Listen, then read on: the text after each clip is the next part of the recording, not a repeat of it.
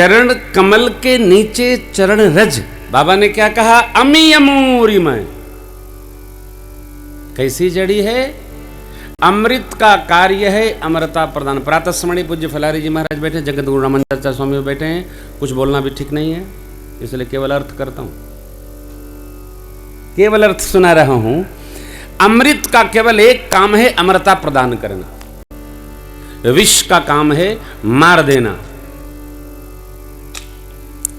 परंतु ये जो अमृत में जड़ी है, ये न अमरता प्रदान करती है और न मरने देती है, जीव के सौभाग्य का वर्धन करा देती है। होता क्या है? बाबा ने साफ साफ कहा, अमी मोर में चूरन चारू। चूरन कैसा? सुस्वाद चूरन। कौन? चरण रज। ऐसा क्या है? श्री सद्गुरुदेव भगवान के चरण की रज में ऐसी कृपा है, करुणा है, ऐसा प्रभाव है कि जिसके जीवन में आ गया उसको राम भक्ति करने में स्वाद प्राप्त होने लगता है, भगवत भक्ति में रस आने लगता है। इसलिए अमृत में जड़ी है। अब जब रस आएगा राम भक्ति में, तो जीव केवल अमर नहीं होता है, वो भगवान के श्री चरण कमलों में जाकर अवस्थित हो जाता है। उदाहरण, शबरी अम्बा। शबरी अम्बा के द्वार पर भगवान जब पधारे तो शबरी अम्बा परमात्मा को देखकर ये भूल गई कि कौन आए, अपने गुरुदेव का स्मरण करने लगी। शबरी देखी राम गृह आए, मुनि के समुझे जिय। मेरे सद्गुरुदेव भगवान मातंग ऋषि ने कृपा की थी कि पुत्री मैं तो जा रहा हूं, लेकिन मेरा राम तुमसे मिलने इसी कुटिया में आएगा, सो आज आगे अस्तु गुरुदेव के चरण की नहीं, चरण रज की सेवा प्राप्त हो जाए तो हमारा सौभाग्य ऐसा, मेरा राम मेरे द्वार पर आ जाए। गुरुदेव की करुणा, गुरुदेव की सेवा, ये चरण रज का प्रताप। स्वभाव कैसा है? जैसे भगवान शिव के शरीर पर लगी भस्मी का स्वभाव है, धन्य धन्य बना देती, रत्न है, क्या नहीं। सुकृति कैसी? संभुतन विमल विभूति। जैसे शिव जी के शरीर पर लगी दिव्य विभूति है, उसका प्रताप क्या? जीवन में स्मरण मात्र हो जाए, जीवन धन्य धन्य हो जाता है। इससे तो अंदर बैठा, यहाँ जो ज्ञान नयन जो श्रीमद् देवी भागवत में वर्णन आता है, उघर ही विमल विलोचन ही के हृदय में जो नेत्र है उसको यह चरण रज प्रताप से खोल देती है। फिर सो जहि राम चरित मणि मानिक गुप्त प्रगट जो जह जेहि। संत महापुरुष लोग, साधक लोग इसके आश्रय में चलकर परमात्मा की भक्ति संपन्न करते हैं। आगे संत वंदन है, परिकर वंदन है, राम नाम महाराज का दिव्य स्मरण है। चूंकि प्रसंग बहुत है, मानसर में आने के पहले सरकार ने माँ की वंदना की, निर्मलमति प्राप्त कर कर सरकार के श्री चरण कमल की वंदना की, फिर नाम महाराज का स्मरण किया। कलिकाल में सब कुछ करो, कहीं भी भरो, आओ जाओ, कुछ भी कर लो, बाबा कहते हैं नहीं कली करम न भक्ति विवेको, राम नाम अवलंबन एको। चहु जुग, सतयुग त्रेता द्वापर कली, चहु जुग चहु श्रुति नाम प्रभावु, कली विशेष नहीं आने उपाय। कलिकाल में तो भैया विशेष ही है, कोई दूसरा उपाय नहीं। नान्या पंथा विद्यते अनया, मार्ग नहीं है। नाम महाराज का स्मरण अतिशय सरल है। कथा गाते गाते भी हम राम राम कर सकते हैं, कथा सुनते सुनते भी हम राम राम कर सकते हैं, जागते जागते भी राम राम कर सकते हैं, सोते जाते भी राम राम कर सकते हैं।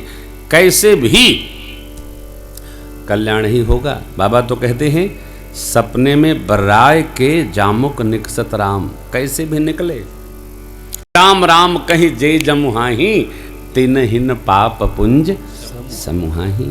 नाम लेत भव सिंधु सुखाही, संसार सुख जाए। संसार की आधी व्याधि सब झुराई जाए, सुख जाएगी। नाम महाराज की ऐसी महिमा।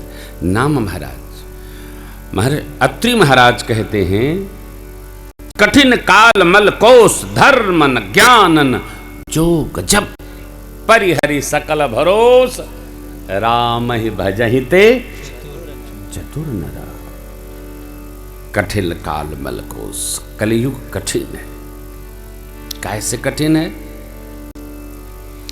कलिकाल में सत्याचरण कठिन है। ये सतयुग का प्रभाव है साहब। धर्म के 4 चरण है, सत्य, दया, तप और दान। कलिकाल में प्रकट 4 पद धर्म के, कलिमहु एक प्रधान। जेन केन विधि दीन है, दान करई कल्याण। कलिकाल में सत्याचरण अतिशय कठिन है। कठिन नहीं है, अतिशय कठिन है।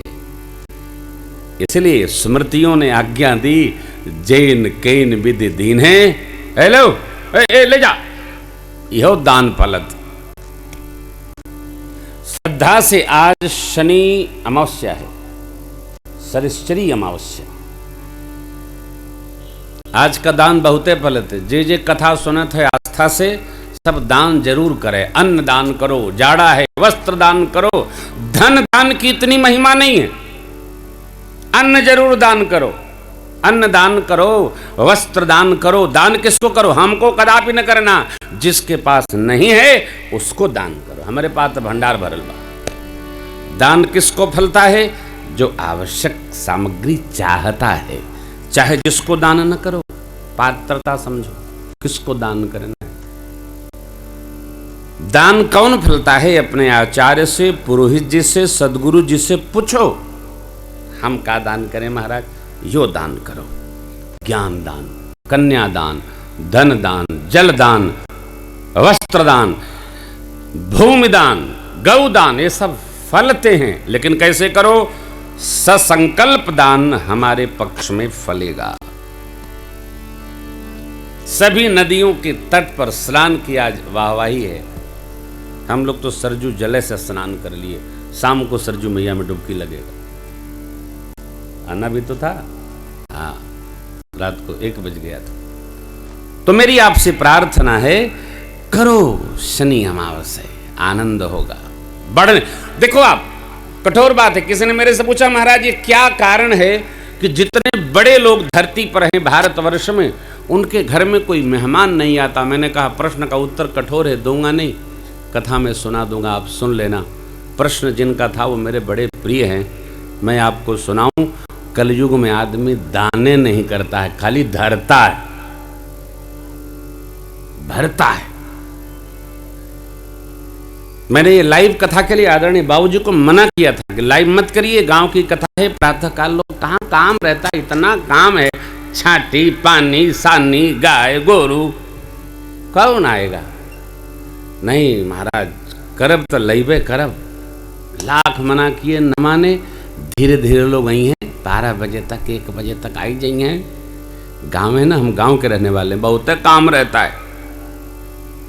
लेकिन यह जो कथा हो रही है, आज दिन प्रारंभ हुई शनि अमावस को, तो जितने श्रोताओं के कान में राम जी की कथा जावेगी ना, सबका पुण्य बाबू रामजस उपाध्याय जी के घर अकाउंट में प्रवेश कर जाएगा। क्यों? ये कथा दान है। कब भाई जी? ये कथा दान है।